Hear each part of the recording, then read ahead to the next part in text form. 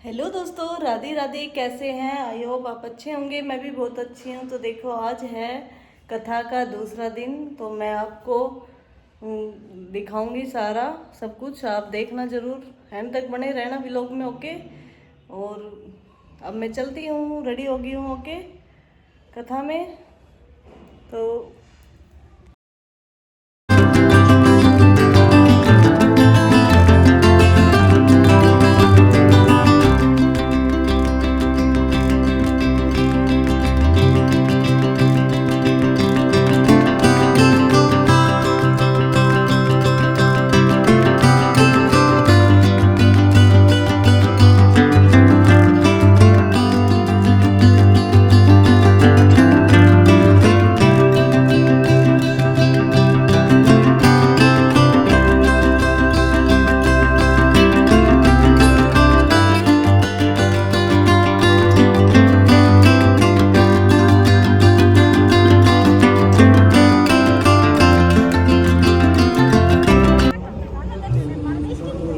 Hello जी, हम पहुंच गए हैं। देखो,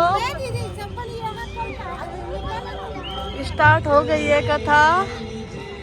अब आपको भी सुनवाएंगे। देखो, सब आ गए हैं क्योंकि टाइम हो गया ना। हम थोड़ा सा लेट है।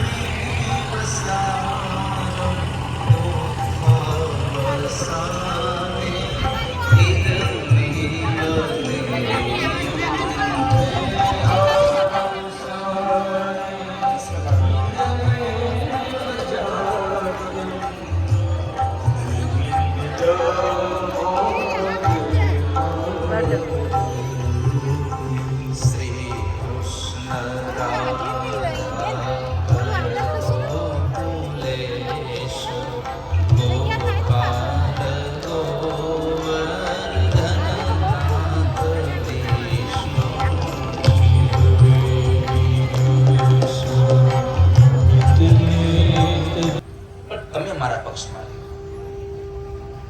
તમે મારી સાથે ભગવાને વળીને પૂછ્યું, પાક્કું છે? હા પ્રભુ, પાક્કું છે, કઈ વાંધો નહીં, હું તારા પક્ષમાં રહીશ. ભગવાને કીધું કે દુર્યોધન, જો હવે તો નિર્ણય થઈ ગયો. એક બાજુ મારી નારાયણી સેના, એક બાજુ હથિયાર વગરનો હું, પણ અર્જુને મને માગ્યો છે એટલે હવે તારે નો છૂટકે નારાયણી સેના લઈ જવી પડશે. એટલે દુર્યોધન કહે છે કે આ બીજ તો શું કરું, મારા ભાગમાં જે હતું એ આવી ગયું. એને જોતી હતી નારાયણી સેના જ. આવા ઘણા બધા દુર્યોધનો જે સંસારમાં રખડે છે.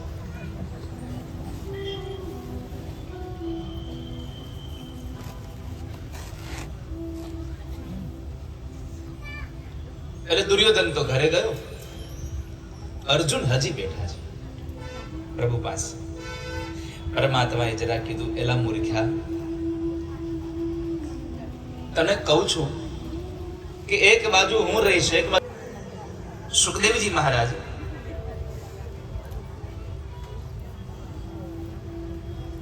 આ સંસારના મુનિઓના પણ મુનિ છે. મુનિમાન દોષની એવા સુખદેવજી મહારાજ પાસે જઈ અને દેવર્ષિ નારદે પ્રાર્થના કરી છે.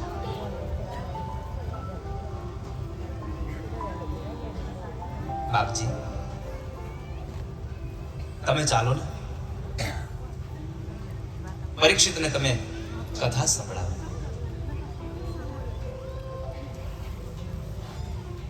પરીક્ષિતને તમે કથા સંભળાવો.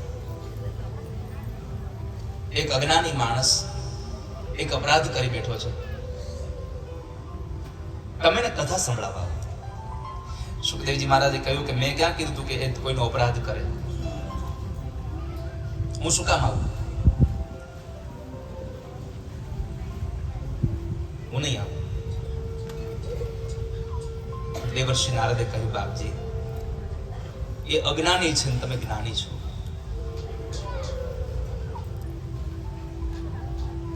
અમે પ્રાર્થના કરું છું, આપ એને ઉગારી લો, આપ એને બચાવી લો. નારદજીએ બહુ પ્રાર્થના કરી, આજીજી કરી. આપણે એવું કામ કરીને જવાનું છે કે જેમાં આપણું કલ્યાણ થઈ જાય. બાકી તો દુનિયામાં ખાલી હાથ આવ્યા હતા, ખાલી હાથ જ જવાના છો. क्या लेके आया बंदे, क्या लेके जाएगा, दो दिन की जिंदगी है, दो दिन का मेला. क्या लेके आया बंदे, क्या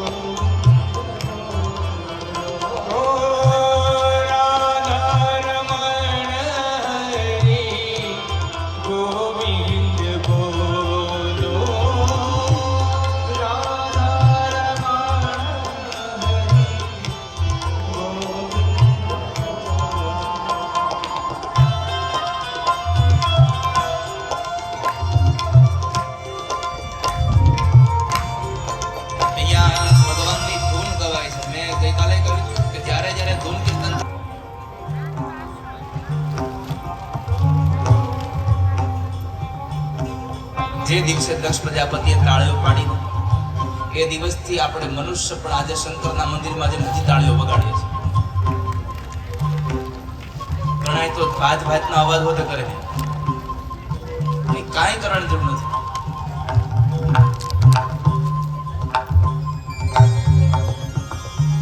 ખાલી શંકર પાસે, ભગવાન શિવ પાસે જઈ એકાદ બે વખત ખાલી ઓમ નમઃ શિવાય બોલાઈ જશે તો તમારું કલ્યાણ થશે. કારણ કે શિવનો અર્થ જ છે કલ્યાણ.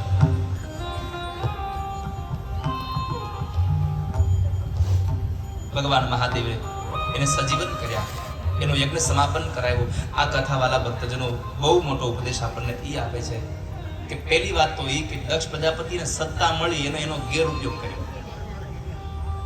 જે માણસ પોતાની સત્તાનો દુરુપયોગ કરે છે એને પરિણામ હંમેશા ખરાબ જ મળે છે.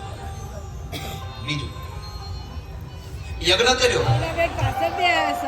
કોઈ પણ સમાજનો બાળક ભણવામાં હોશિયાર હોય અને એ બાળકને પૈસાના અભાવે બધી જ વ્યવસ્થા કરી દેવી, એક રૂપિયો ફી ન લેવી. એક છોકરાનો વર્ષે 2.5 થી 3 લાખ રૂપિયાનો ખર્ચો થાય, એ વર્ષમાં 5 લાખ કરતા વધારે ખર્ચ થાય પણ એની પાસે ફી ન લેવી. એવી એક તથાસ્તુ વિદ્યાપીઠ અમરેલી અને ભાવનગર રોડ ઉપર લાઠી પાસે અમરેલી અને લાઠીની વચ્ચે 40 વીઘાના એક દિવ્ય પરિસરમાં તથાસ્તુ વિદ્યાપીઠ નિર્માણ થઈ રહી છે અને આ ભગવાનને 1 વર્ષ સમાપન થાય છે એટલે પહેલો વાર્ષિક પાટોત્સવ આવે છે અને એ વાર્ષિક પાટોત્સવમાં સવારે ભગવાનનો અભિષેક છે, રાજોપચાર પૂજા છે, બપોરે ભગવાનને 56 ભોગ અન્નકૂટનો ભોગ છે ભગવાનને અને સાંજે જે